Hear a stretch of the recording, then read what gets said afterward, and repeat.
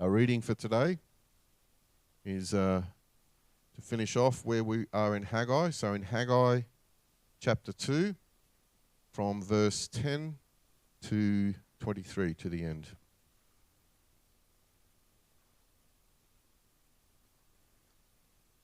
On the 24th day of the 9th month, in the 2nd year of Darius, the word of the Lord came to the prophet Haggai. This is what the Lord Almighty says. Ask the priests what the law says. If someone carries consecrated meat in the fold of their garment, and that fold touches some bread or stew, some wine, olive oil, or other food, does it become consecrated? The priest answered, no. Then Haggai said, if a person defiled by contact with a dead body touches one of these things, does it become defiled? Yes, the priest replied, it becomes defiled. Then Haggai said, so it is with this people and this nation in my sight, declares the Lord. Whatever they do and whatever they offer there is defiled. Now give careful thought to this from this day on.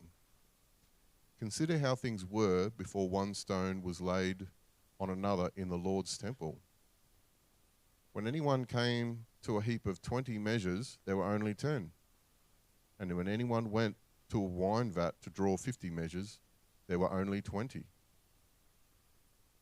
I struck all the work of your hands with blight, mildew, and hail, yet you did not return to me, declares the Lord.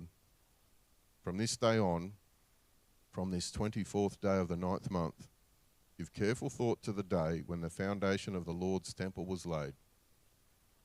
Give careful thought. Is there yet any seed left in the barn? Until now, the vine and the fig tree, the pomegranate and the olive tree have not borne fruit. From this day on I will bless you. The word of the Lord came to Haggai a second time on the 24th day of the month. Tell Zerubabbel, governor of Judah, that I am going to shake the heavens and the earth. I will overturn royal thrones and shatter the power of the foreign kingdoms. I will overthrow chariots and their drivers, horses and their riders will fall, each by the sword of his brother. On that day, declares the Lord Almighty, I will take you, my servant Zerubabbel, son of Shealtiel, declares the Lord, and I will make you like my signet ring, for I have chosen you, declares the Lord Almighty.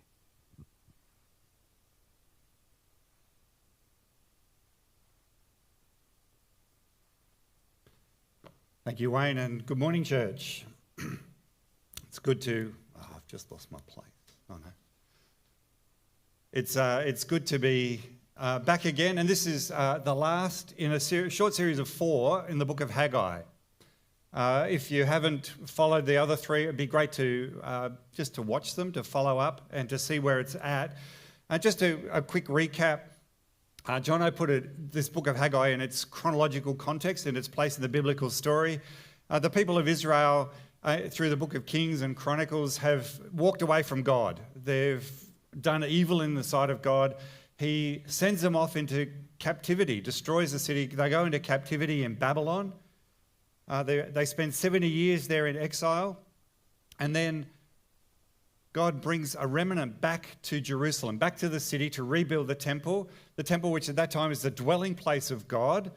At that point in history, that's where God's presence is amongst his people. But they come back into the land. There's opposition to their rebuilding project, so they stop, and years pass. Some 16 odd years go by. And then God sends Haggai. God sends Haggai with a message to the people. And the message is, rebuild the temple, get back to doing that work. And they do. They start working on the temple. And they actually hear the word of Haggai and respond. I preached to myself about fixing chairs up at home and procrastinating about that. I haven't started on that yet, so I need to be listening to these words on that project. But they restart the work. And then Haggai there, he's bringing this message to the people. His whole ministry only lasts about 4 months. It's a short message, short ministry, but it has a big impact in the life of those people. And its message to them encourages them, blesses them. as well as challenging them, and it does the same for us. It's still relevant, that message is still relevant to us, because the temptation is to think that what's going on in the world around us today is unique. It's something new. Nothing like this has happened before on our world stage, the thing that's going on in our culture. But those same sort of things were around in Haggai's day. There was political instability and tension. It's nothing new. The Babylonians who had taken off the people in exile, they were overthrown. Darius comes to power. Instability politically. There's racial tension. It's nothing new. There was the racial tension between the Jews and the Samaritans who had stayed in the land. Sickness and disease, nothing new. Apathy and distraction. We live in a culture like that. It was there for them too. They build their panelled houses. Why? Because sin and its consequences are there. They were there then, they are there, they're here today. And it impacts our lives. It impacts the way that we experience life. Sin and its consequences, not just personally, but on a global level as well.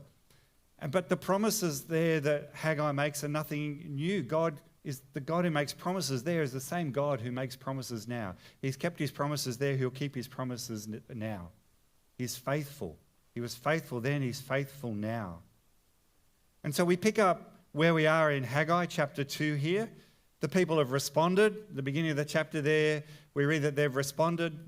Their rebuilding work is underway. And Haggai then comes to them again with another message from God. This time a message of promise, a message of hope. A third message to encourage them. And it's interesting, this message begins with an analogy. Firstly, he says to the priests, food that is sacrificial food that is pure and clean, can it spread its ritual holiness to normal food? And the priests go, well, yeah, no, of course not. And then he comes with a second question. What would happen if someone who's considered ritually unclean because they've touched a dead body, if they touch the same normal food, what happens to that food? And the priest, well, that food then is unclean. You think, why does he start this way? Why would this inquiry back into laws of cleanness and uncleanness that come from the book of Leviticus? Why is he bringing that up? Because as complicated as those laws are, if you read through Leviticus, it'll do your head in. As complicated as they are, they teach that fellowship with God demands purity. And so how do we become impure? How do we become pure? How do we become clean when we're unclean? Fellowship with God demands purity. And that comes out in the assessment that you have that Haggai brings to them in verse 14, where he says, so it is with this people and with this nation in my sight. Whatever they do and whatever they offer at the temple is defiled. What do we learn from this? What's the point of it? The purity is not contagious, but impurity is. And maybe to help it through, think about, our current COVID pandemic. Maybe that'll help you understand a little bit about what's going on here. Because COVID is contagious. It's really easy to pick up. We have to make every effort and take every care to make sure that we don't get it. And whatever we think of government policy, what they're doing is they're hoping to try and protect us, to keep us safe. They put in place things like mask wearing and border closures. So the point is that if I'm well and I come into contact with someone who has COVID, then there's a high chance that I will be infected by that. But it doesn't work the other way around. I'm healthy and someone who has COVID comes close to me, my health is not going to be passed back to them. It doesn't work that way. My health cannot be passed on. No matter how long they hang around me, I can't make them well. Any antibodies that I might have won't jump across to them. They have to be healed themselves. And sins like that, we can pick up the sin virus quite easily as we hang around people in our world. But they don't pick up our holiness antibodies by hanging around with us. We may impact the culture a little bit, but we haven't changed their hearts and their lives. But we tend to think the opposite. We think that if we hang around with the God crowd for some of the time, then we're protected wherever we go. We also think that if we hang around with unbelievers a lot of the time, then it won't have any adverse effect on us. But I think we're wrong on both counts. And the suggestion isn't that, we need to put ourselves away into a monastery, avoid contact with anyone in the world, but we need to remind ourselves of the real danger of being infected by the sin of the culture around us. In a world like ours, which is fallen, it's full of evil and temptation, it's so easy for us to be spiritually polluted by that without even realizing it. It's impacted our lives. We've got this world of social media, and there's so much out there that can and does impact us. It does change our thinking. It pollutes our minds. It causes us distraction. It makes us question the very things that we find in here about God. It's not just social media, it's the lifestyles, the culture around us, the music, the people that we can hang around with. Things that can just draw us uncritically and unthinkingly into that way of thinking, polluting us really in a way that we may not even realize. And so Haggai's, in a sense, bringing a warning to them and a warning to us. That what's going on is that proximity to the things of Christ doesn't necessarily equal purity in Christ. What we need to do is to be right ourselves. And in Luke 5, there's a story of Jesus encountering a leper. A leper calls out to him and says, Jesus, if you're willing, make me clean. And Jesus says, it's true. Go, you are healed. He calls out to Jesus to make him clean, and Jesus responds. And so that's the same with us. We need to be people who come to Jesus to be made clean. We need to look to Jesus Christ to recognize who he is, believe in him, come to him saying, I believe that you can make me clean. And if we come with that heart and that attitude, no matter what we've done,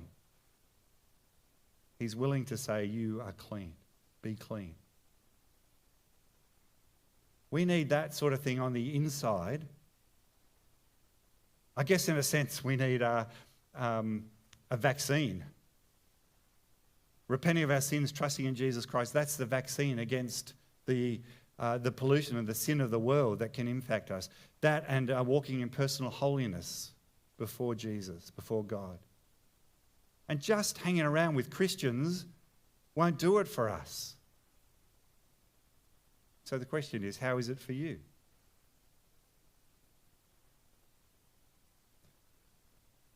The people that Haggai speaks to are wrestling with that idea of being impure and unclean. Well, he's challenging them about that. You see, they've got this project to rebuild the temple where God is going to manifest his glory, his presence. He's going to be there amongst his people. It's the place where they could hold their various feasts and celebrations. It's the place where they offer sacrifices, where they go through the prescribed rituals. But if their hearts are not right with God, then all of that means nothing. Because that impurity of their hearts contaminates the very things that they're doing. In a sense, defiles the very sacrifices that they offer. If they thought that God would bless them just because they're doing those things, because they're involved in the rebuilding project, because they're doing the sacrifices there, then they're sadly mistaken. Because we need to understand God's not fooled. God's not fooled by that, because God is not just interested in the work of our hands, what we're doing, but the state of our heart. It's so easy just to absorb that sort of mindset. Lord, look at all the things that I'm doing for you. But we need to remember that God looks at the heart. The people in Haggai's day, they were doing that stuff. They were doing the rebuilding work. They were offering the sacrifices. But the point that comes to them is that their hearts are not right. Their impure hearts are impacting the very things that they're doing for God. They did the sacrifices. They want to be clean and holy, but that holiness hasn't translated into all areas of their life. And God's not fooled. So again, the question is, how are we doing? Because if you're anything like me, our hearts are prone to wander. We can do things to make ourselves look good. We can come to church, we can be active in church work, we can be busy on teams, we can give our time and our money and our energy. We can act like everything's right with God. We can put on the right attitude when we hang around God's people. And we think, yeah, I'm doing all those things, so everything will be okay. But then we go from here with an unclean heart and attitude. And in business, in relationships, in studies, in things like that, we do whatever we like. Yeah, I had, when I was doing my apprenticeship, I was working for a big company, and it was almost like the Catholic mafia was running the business, actually. Everyone was there, were children of workers who were there, and they were all good Catholics. I was a bit of an odd one out when I was working there. What we do is we go out on a Saturday night, and these guys would be into drinking pretty hard, and they'd be into doing drugs and stuff like that. But come close to midnight, they would slip out from wherever we were. They would go find a church. They would go to midnight mass, spend half an hour there, come back and continue partying and saying, we're okay now.